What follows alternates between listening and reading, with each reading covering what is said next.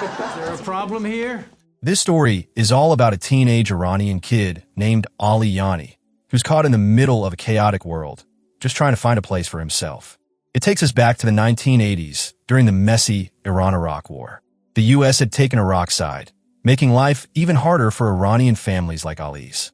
His parents were terrified he might get sucked into the madness, so they made the tough call to send him away, far from the danger and hopefully to a better life.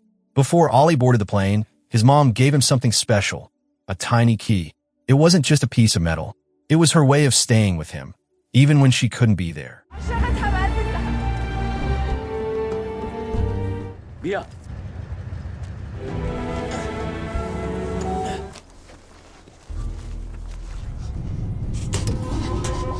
اینجا وایستا. حاج آقا من باید از مرز رد.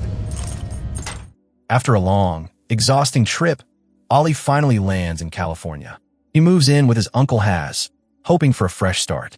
But from day one, it's obvious things aren't going to be easy. The kids at school don't see Ali as just another student. Excuse me, do you know where? Ew, no.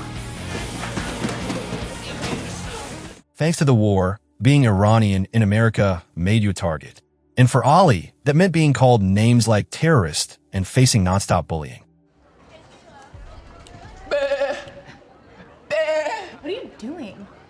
One afternoon, while walking home, Ali sees a classmate, Chris, working a local restaurant. She's behind the counter, helping her mom out. Ali doesn't say anything, but he notices her.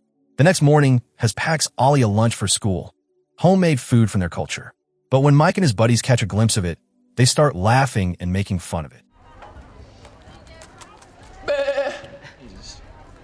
You look at that sad sack of shit. Look what he's eating.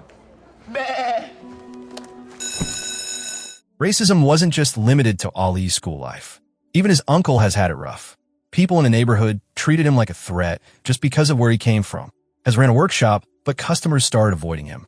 Business dried up, and has found himself isolated, pushed aside just like his nephew. Trying to blend in, Ali looked into joining school activities.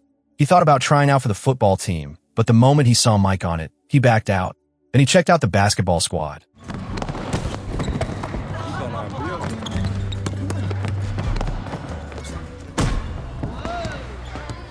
One day, while checking out the school's trophy display, Mike accidentally bumped into him, knocking him down. Is there a problem here? Instead of addressing the bullying, Skinner warned Ali to stay out of trouble or risk being kicked out. Later, Ali saw Chris again. This time, she was getting scolded by her mom for failing a test. Her mom even threatened to sell her car as punishment. Feeling bad for her, Ali offered to help her study. You don't have to sell your car. Wait, I could get you an A in French. Which would it cost me? Nothing. That evening, Ali wandered into the school gym where a wrestling match was going on. Something about the intensity, the focus, the determination of the wrestlers. It hit him. He was hooked.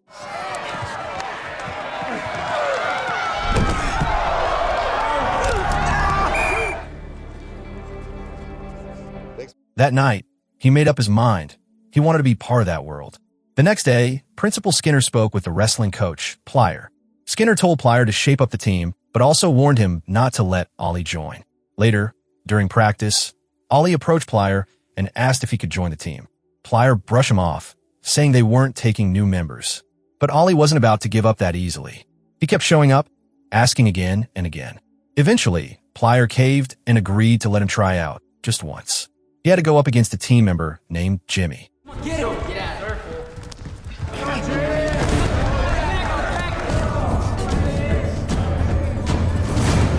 Yes! Good stuff. That grit impressed Jimmy, and even Plier admitted the kid had heart. From that day on, Ali became a part of the wrestling team and got his own jersey. That night, Ali rushed home to share the big news. But when he got there, things took a turn. Haz, dressed in a formal suit, sat Ali down and told him something heartbreaking. He was out of money. He couldn't afford to take care of him anymore and planned to send Ali back to Iran. Devastated, Ali went to his room and sat on the bed, holding the jersey Plier had given him. It was more than a piece of clothing. It was proof that he belonged. Haz walked in and saw the jersey. When Ali explained he was now part of the wrestling team, something shifted in Haz. Instead of sending Ali away, he decided to help. Turns out, Has used to be a pro wrestler back in the day, with trophies and victories of his own. He now saw a chance to pass that legacy on. From that point on, Ali had two coaches, Plier at school and Has at home. You practice them in sets of 100. Strengthen your wrist. Ali trained hard, and every day he met up with Chris to help her study. At first, it was awkward, but over time they opened up and became real friends. Eventually, the school announced an inter-school wrestling tournament. Ali entered the 126 kilograms weight class, and showed up to cheer from the sidelines. The match was brutal. Ali got slammed again and again.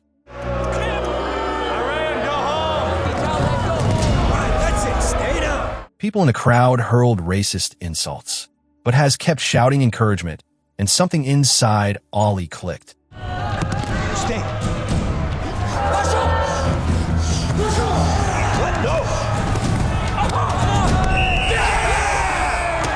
The gym erupted in cheers. Plier, Has, and even Ali's teammates celebrated his victory. But Principal Skinner wasn't impressed.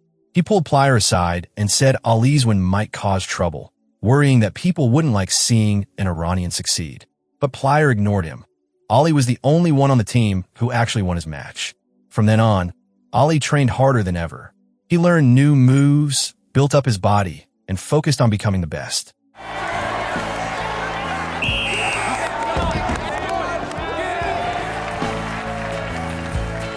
One day, Jimmy and the rest of the team handed him a team jacket, a symbol that they finally saw him as one of their own. Chris was also doing better. Thanks to Ali's tutoring, her grades were improving fast. To celebrate, Ali, Chris, and a few friends snuck into a fancy backyard pool. They were having a blast, swimming and laughing. Kids, get the hell out of here!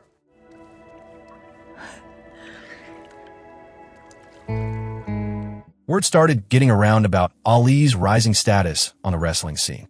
It wasn't long before Roman, the school district's golden boy and undefeated champ, heard about the new kid who'd been tearing through tournaments like Storm. Roman had always been the top dog, and hearing that someone new was gaining attention didn't sit well with him. He didn't just want to win. He wanted to crush anyone who even looked like a threat. So naturally, when he learned Ali wrestled in the 126 kilograms category, he made it his mission to drop weight and enter that division, just so he could shut Ali down himself. Right before one of the matches, Coach Plier pulled Ali aside and asked him to lay low for a bit. The crowd had been getting ugly, shouting hateful stuff at Ali every time he stepped onto the mat. We'll take a walk, all right? Just take a break. Come on, put your toe. While Ali was off to the side, trying to stay under the radar, he overheard something that hit him like a punch to the gut. I hear you and your boyfriend were up to no good at the Liebermans. He's not my boyfriend. That's disgusting. That would never happen. I would hate to be the person that made that up because I'm going to kill them. Chris not only denied it, but also said some nasty stuff that played into the same stereotypes Ali had been battling since he arrived. Ali's chest tightened with hurt and rage, but he didn't show it. Instead, he used that pain like fuel. Hell out of here before this thing gets ugly. He's not doing anything wrong.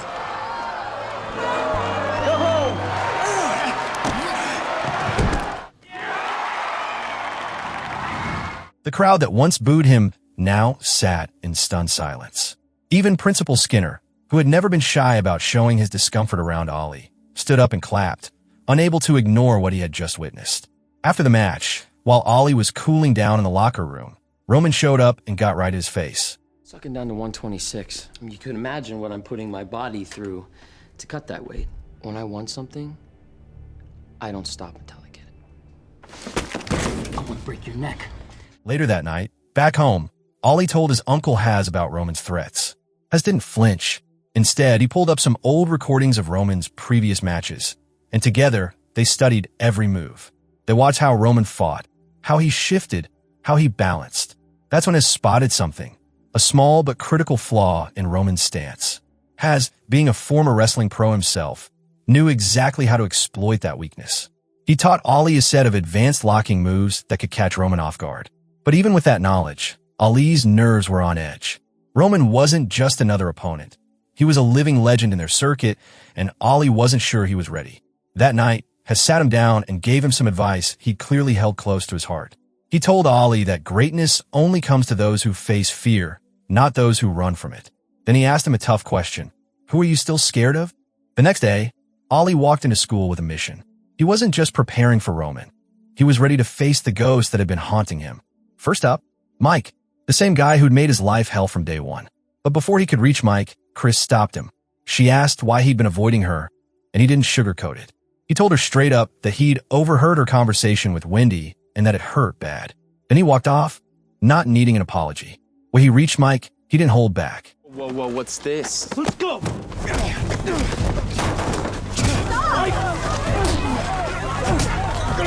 I got you now, Cable Jock. Knock it off! Unfortunately, since Ollie threw the first punch, Skinner had no choice but to kick him off the wrestling team. Just like that, all the hard work, all the blood and sweat, it was gone. But Coach Plier wasn't done with the Yanni family just yet. He stopped by Haz's place that evening and told him how impressed he'd been with Ollie's progress. Then, in a surprising twist, he offered Haz a spot as assistant coach.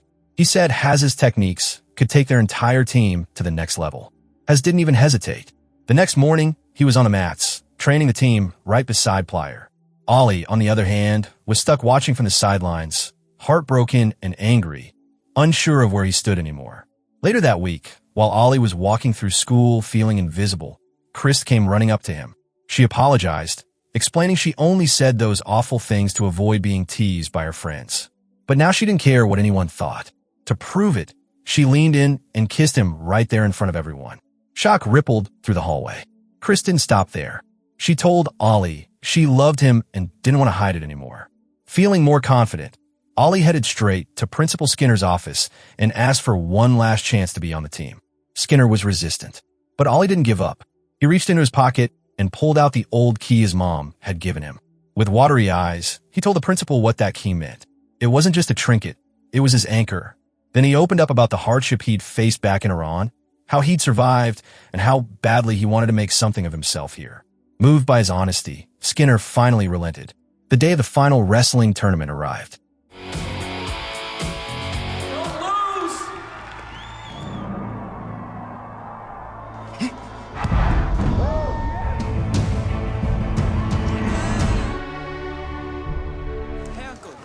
Everybody's going to Mary's Pizza. Yeah. I'll celebrate after you instead.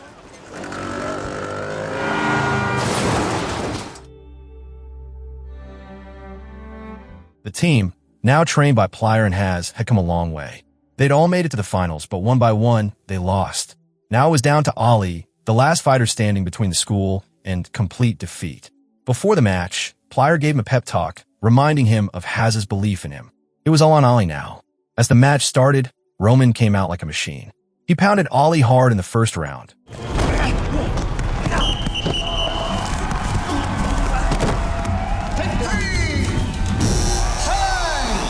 The second round began, and Roman made a mistake, an illegal move that cost him points.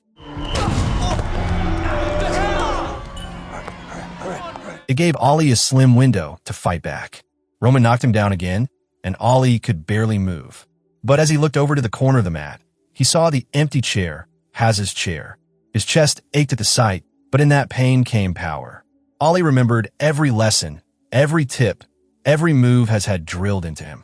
And slowly, he started turning the tide.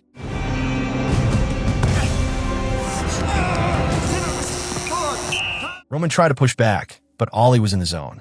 He used every technique Haz had taught him, and in a thrilling final round, Ollie pinned Roman to the mat and won.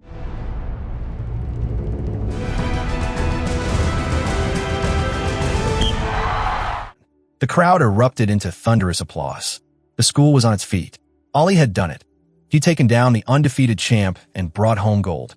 Not only did he make a school proud, but he also earned a full scholarship for college. The movie wraps up on a bittersweet note. Ollie and Chris visit Haz's grave. Ollie places his gold medal on the tombstone, the symbol of everything they'd accomplished together. It was a goodbye, a thank you, and a promise all in one. And if there's a message to take away from all this, it's simple. When the world pushes you around, don't fold, grapple it to the ground. And always keep a key close. You never know when you'll need to unlock the next chapter of your life.